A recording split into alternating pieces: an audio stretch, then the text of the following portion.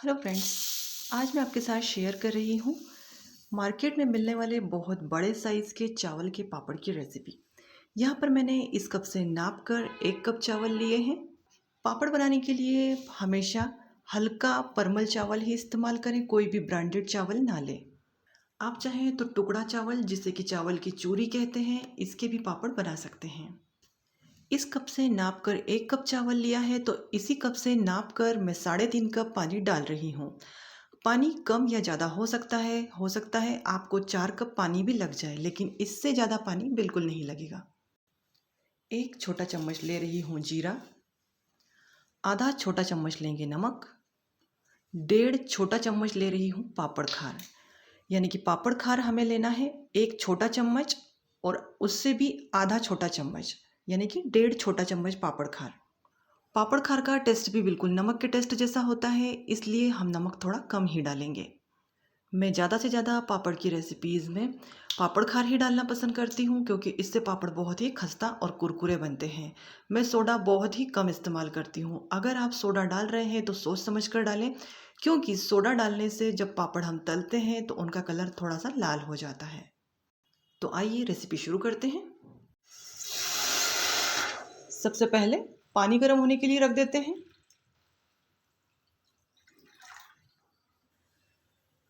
इसे ढक देती हूँ ताकि इसमें जल्दी से उबाल आ जाए। पानी उबल रहा है, तब तक मैं चावल को मिक्सर के जार में डालकर इसे पीस लेती हूँ और इसका बिल्कुल बारीक पाउडर बना लूँगी। आप चाहें तो मार्केट का रेडीमेड चावल का आटा भी इस्तेमाल कर सकते हैं। चावल को मैंने बिल्कुल बारीक पीसकर इसका पाउडर बना लिया है और इसे पीसने में मुझे 1.5 मिनट का समय लगा है। पानी में उबाल आ चुकी है, तो अब लो फ्लेम कर लेते हैं। जीरा, पापड़ खार और नमक डाल लेते हैं। अभी मैं इसे मिक्स करके हाई फ्लेम पर एक उबाल लाने दूंगी। इससे जीरे का कलर बहुत अच्छे से आएगा। पानी में इस तरह से उबाल आ चुकी है, तो अब लो फ्लेम कर लेते हैं। थोड़ा थोड़ा आटा डालकर इसे मिक्स करेंगे। आटा हम थोड़ा थोड़ा करके डालेंगे और थोड़ा जल्दी जल्दी मिक्स करेंगे ताकि इसमें गुठलियाँ ना पड़े। आप चाहें तो इस समय चलाने के लिए बेलन भी ले सकते हैं।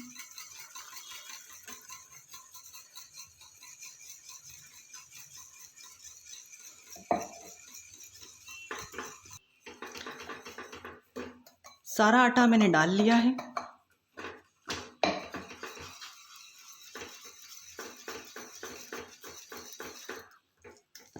इसे हमें नीचे तक अच्छे से मिक्स करना है। साइड में जो आटा चिपक जाएगा उसे भी मिक्स कर लेंगे इस तरह से निकाल कर।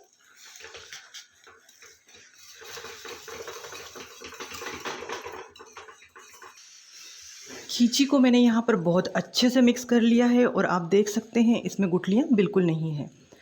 अगर इस समय मिलाते समय आपकी खींची में गुठलियाँ पड़ जाए तो उसे इसी तरह से मिक्स करते हुए आपको गुठलियों को तोड़ना है।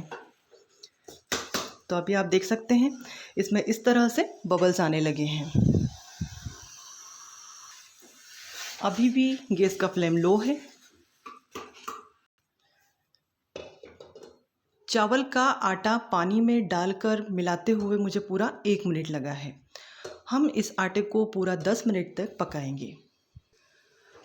अभी मैंने फ्लेम को लो कर लिया है और इसे ढककर मैं पका रही हूँ। खींची को यहाँ पर हम किसी भी मोटे तले के बर्तन में बनाएंगे, वरना ये तले में चिपक सकती है। अगर आपके पास मोटे तले का बर्तन नहीं है तो आप इस तरह से तवा रख दीजिए और तवे के ऊपर खींची वाला बर्तन रख के अब इसे लो फ्लेम पर पकाइए, तो ये चिपकेगी नहीं। या फिर आप थोड़ी देर खींची को लो फ्लेम पर पकाइए, फिर गैस बंद कर दीजिए, फिर थोड़ी देर के लिए लो फ्लेम पर पकाइए और गैस को फिर बंद कर दीजिए, और इस तरह से आप इसे पका सकते हैं, तो भी ये तले में चिपकेगी नहीं। तो मैंने यहाँ पर खींची प्रेशर कुकर में बनाई है। इसका तला काफ़ी मोटा है, तो मैं तवा हटा देती हूँ और अभी इसे लो फ्लेम पर पकने देती हूँ। 2 मिनट के बाद इसे चला लेते हैं। खींची को हम हर 2 मिनट में चलाएंगे और नीचे तले तक चलाएंगे।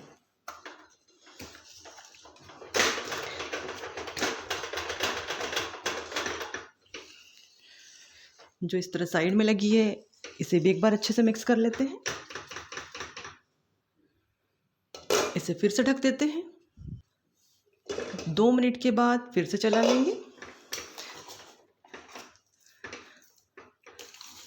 आप देख सकते हैं खींची हमारी किस तरह से गाढ़ी है।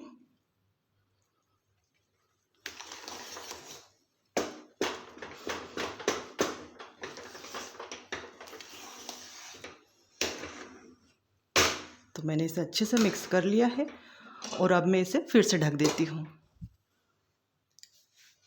खींची को पकाते हुए मुझे 10 मिनट हो गए हैं, तो अब मैं इसे एक बार और चला लेती हूँ।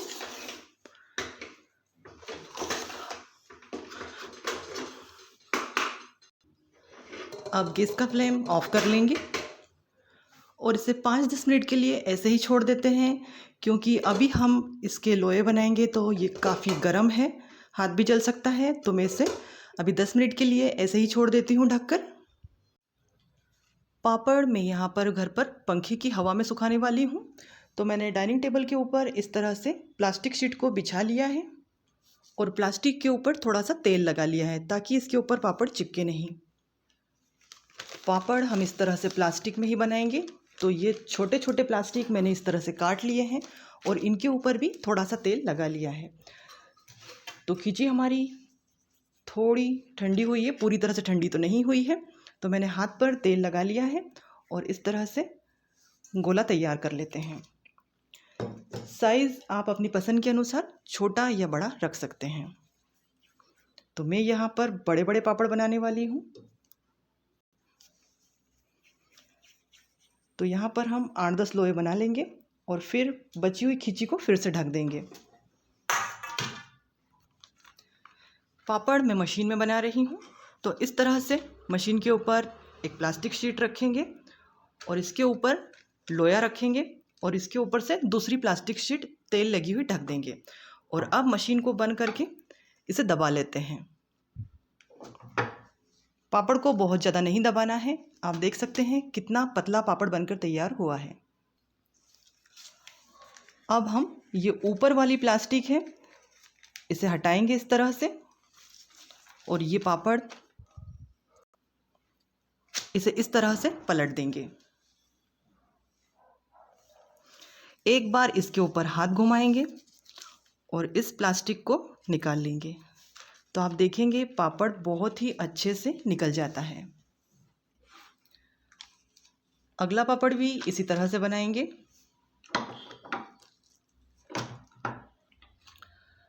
पापड़ का साइज़ बड़ा या छोटा आप अपनी पसंद के अनुसार रख सकते हैं। पापड़ को इस तरह से प्लास्टिक के ऊपर डालना है और फिर इसके ऊपर एक बार हाथ घुमाएंगे और अब पापड़ बहुत ही आसानी से निकल जाता है। यहाँ पर इस प्लास्टिक के ऊपर जिस पर हम पापड़ बना रहे हैं 8 से 10 पापड़ के बाद थोड़ा सा तेल लगा लेंगे ताकि पापड़ हमारे चिपके नहीं। अगर आपके पास पापड़ बनाने वाली मशीन नहीं है तो आप इस तरह से प्लास्टिक के ऊपर लोया रख लीजिए और उसके ऊपर एक दूसरी प्लास्टिक ढक दीजिए और अब किसी भी बर्तन से जिसका कि तला इस तरह से प्लेन हो इससे पापड़ को दबा लेंगे। तो आप देखेंगे कि पापड़ आसानी से बन जाता है। इस बर्तन का तला अगर ज़्यादा भारी है तो पापड़ बहुत ज़्यादा अच्छे से बनता है। और अब इस प्लास्टिक को भी निकाल देते हैं। एक और तरीका बता रही हूँ आपको। इस तरह से लोया हमें लेकर प्लास्टिक के ऊपर रखना है और इसके ऊपर से हम दूसरी प्लास्टिक ढक देंगे और अब हम इसे दबा लेते हैं। खींची हमारी नरम होती है तो पापड़ इस तरह से भी बन सकता है। अब आप इसे इस तरह से फैलाते जाइए। आप देखेंगे कि मैंने पूरा पापड़ इस तरह से उंगली से फैलाते हुए ही बनाया है। पापड़ थोड़े पतले ही बना रही हूँ मैं।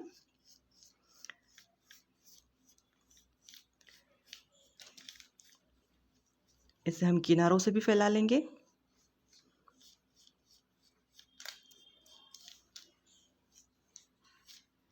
ये वाला पापड़ भी हमारा बन गया है तो मैं इसकी प्लास्टिक को निकाल देती हूँ। मैं आपको जूम करके दिखा रही हूँ, देख सकते हैं इस पापड़ को हमने बिना बेलन से और बिना मशीन से बनाया है, फिर भी ये बहुत अच्छे से बना है।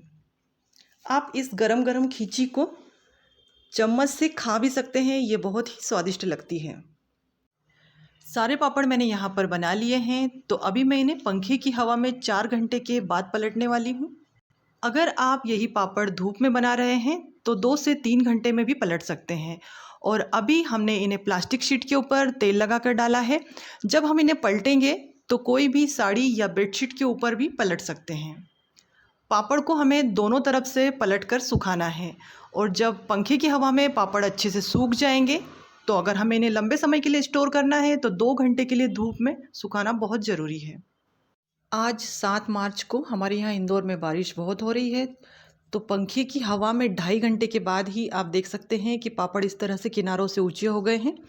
तो मैं इन्हें पलट लेती हूँ। मैंने यहाँ पर सारे पापड़ पलट लिए हैं। सारे ही पापड़ सूख गए हैं, तो अब मैं इन्हें तल लेती हूँ। तेल मैंने गर्म होने के लिए रख दिया है। याद रखिए, पापड़ का साइज़ आप जितना बड़ा रखेंगे आपको कढ़ाई में तेल भी उतना ही ज़्यादा डालना होगा। तो यहाँ पर आपने देखा पापड़ तलने पर एकदम से कितना ज़्यादा बड़ा हो गया। पापड़ मेरी कढ़ाई से भी बड़े साइज़ का हो चुका है।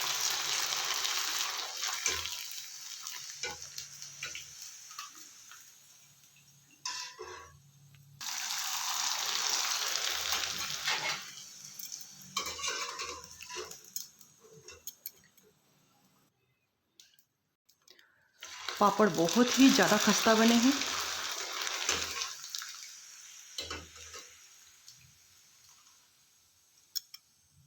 आप सारे ही पापड़ देख सकते हैं फूलकर कितने ज़्यादा बड़े हो रहे हैं।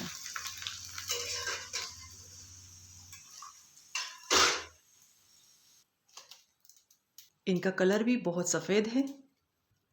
मेरे चैनल पर पापड़ की 50 से ज़्यादा रेसिपीज़ हैं, जिनकी लिंक मैं आपको साथ में दे रही हूँ। आप इन्हें भी ट्राई करें। आपको इन खस्ता और कुरकुरा पापड़ की रेसिपी अगर पसंद आती है तो इसे लाइक कीजिए, शेयर कीजिए और मेरे चैनल को सब्सक्राइब ज़रूर कीजिए।